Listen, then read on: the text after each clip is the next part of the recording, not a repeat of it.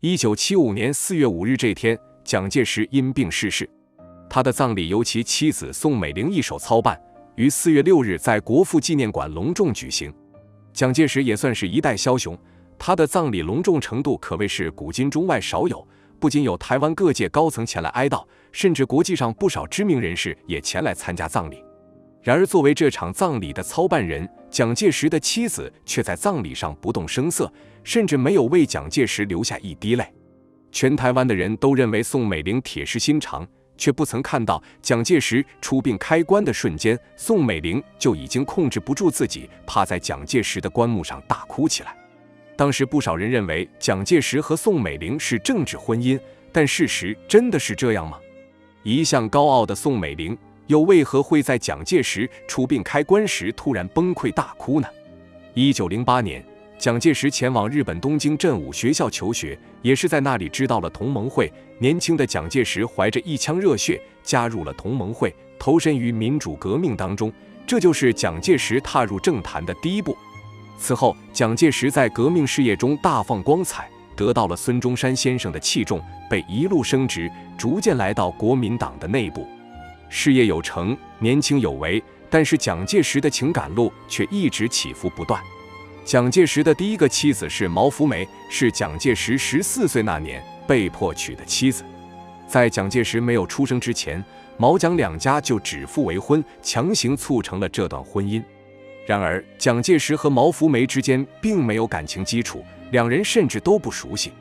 虽说婚后两人的关系相处的还算融洽，但是那时的蒋介石心里装的都是革命的热血，所以婚后没多久，蒋介石就去往日本留学。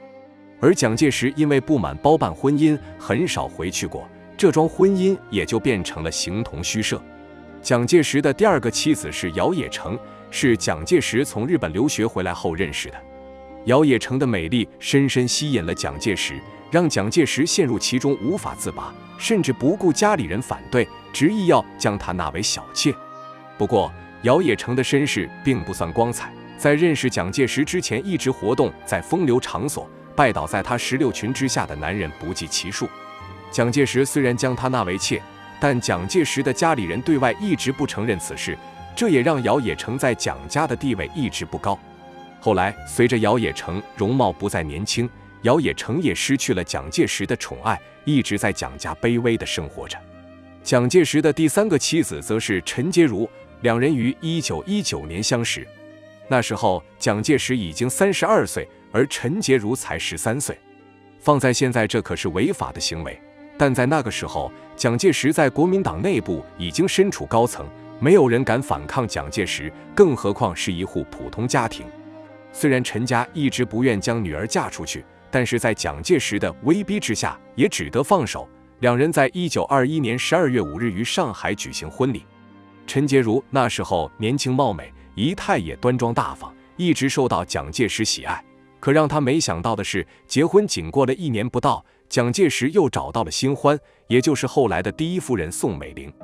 宋美龄是宋家3姐妹中最小的那个，大姐宋霭龄，二姐宋庆龄，还有哥哥宋子文，都是当时中国政坛的风云人物。整个宋氏家族在当时中国也是名门望族，整个上海滩无人不知。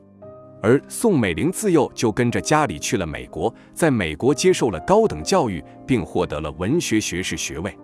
1917年学成归来，此后一直定居上海。一个是高级知识分子，是优秀女青年；一个是国民党内部高层，坐拥大批军队。差异如此大的两个人，却在一次晚会上相识。1922年12月，宋美龄的哥哥宋子文在孙中山寓举办了一次盛大的晚宴。晚会邀请的都是上海各界高层人士，都是与宋家密切相关的大人物。那时候蒋介石也在上海，受邀前来参加晚会，但由于很宋家不熟，蒋介石来参加宋氏家族的晚会，完全是来走个过场。只不过让他没想到的是，会在这场晚会上邂逅一个让他一辈子深爱的女人。当晚宴进行到高潮，宋美龄受托上台演讲，博学多识，富有主见，这样一个美丽又优秀的女性，瞬间引起了台下人的关注，蒋介石也被她深深吸引。晚会结束后，蒋介石就找到了宋美龄，表达了自己的爱慕之意。那时候，蒋介石与第3个妻子陈洁如才结婚1年，蒋介石却已经将她抛之脑后了。所以，宋美龄对蒋介石的第一印象并不是很好。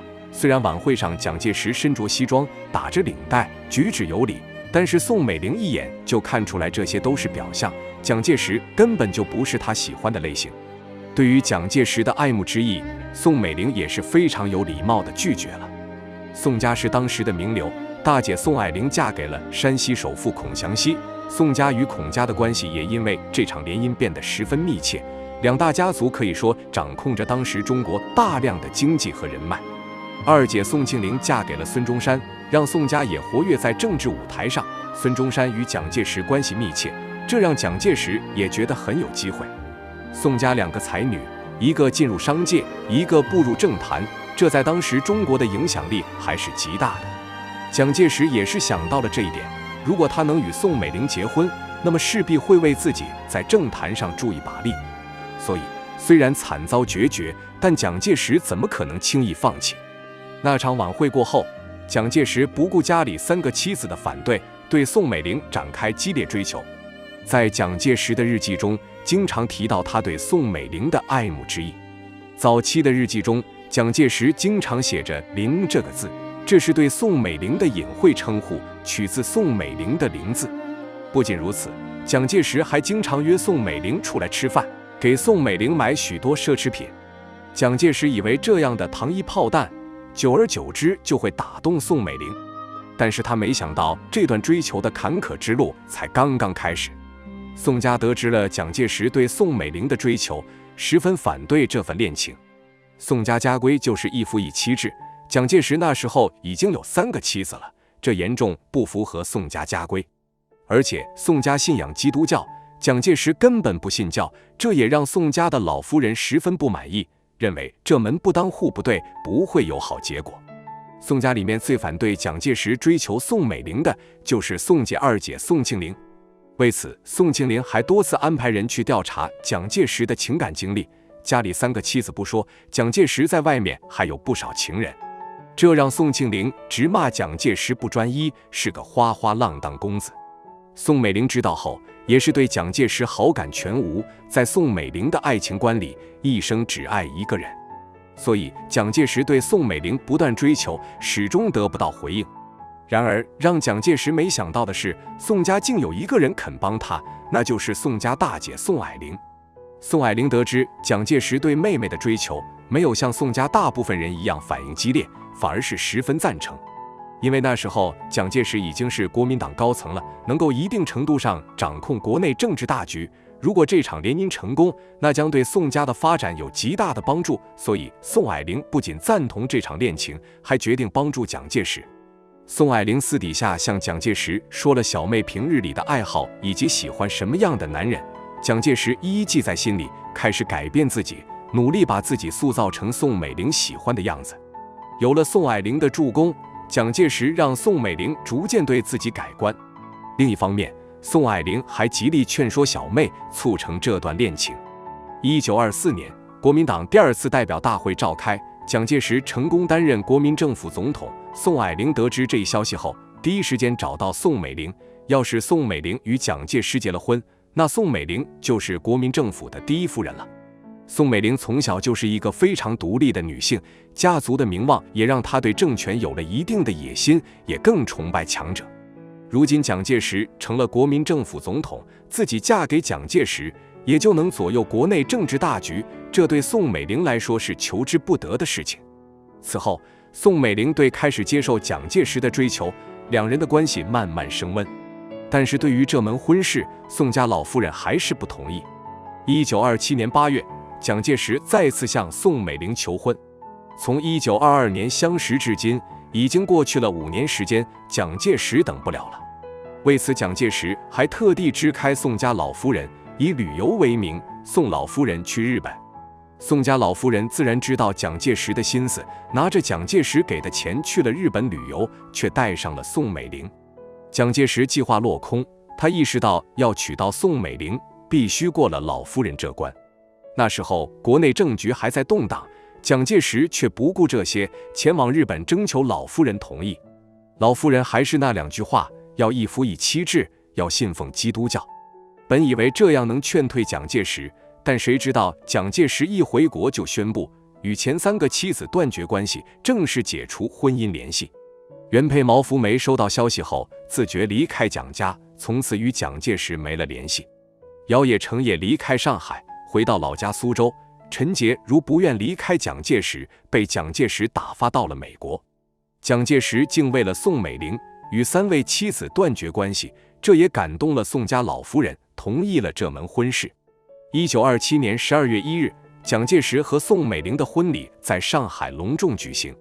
蒋介石还十分贴心地举办了2场婚礼，一场是在上海基督教堂举办的西式婚礼，一场是在酒店举办的中式婚礼。蒋介石这一贴心举动让宋家老夫人十分欢喜，但外界对于这场婚礼却是议论纷纷。蒋介石是国民政府总统，宋家是上海名望家族，这典型就是政治联姻。但是婚后的生活却证明两人是真心相爱的。因为从小接受西方教育，宋美龄和蒋介石的思想和生活上面还是有较大差异的。宋美龄喜欢吃西餐，蒋介石喜欢中餐，两人因为这件事还发生过争执，但是后来却互相包容对方，各自吃各自的。此外，宋美龄还喜欢称呼蒋介石 darling， 这在英语中是亲爱的意思。蒋介石虽然很讨厌不喜欢西方这套，但是也慢慢接受了，对宋美龄的称呼也从妻子改成了 darling。婚姻中互相包容，互相尊重，蒋介石和宋美龄都做到了。蒋介石在婚后再没纳过妾，而宋美龄也会工作中辅佐蒋介石，帮助他处理了许多国家大事。1937年，日寇犯华，蒋介石携国民党奋力反抗，与日军展开激烈交战。宋美龄此时也没有闲着，知道蒋介石抗日的艰苦，便借着第一夫人的身份来到美国国会做演讲，用自己的力量争取到美国的支持和同情。美国政府这才开始对中国进行援助。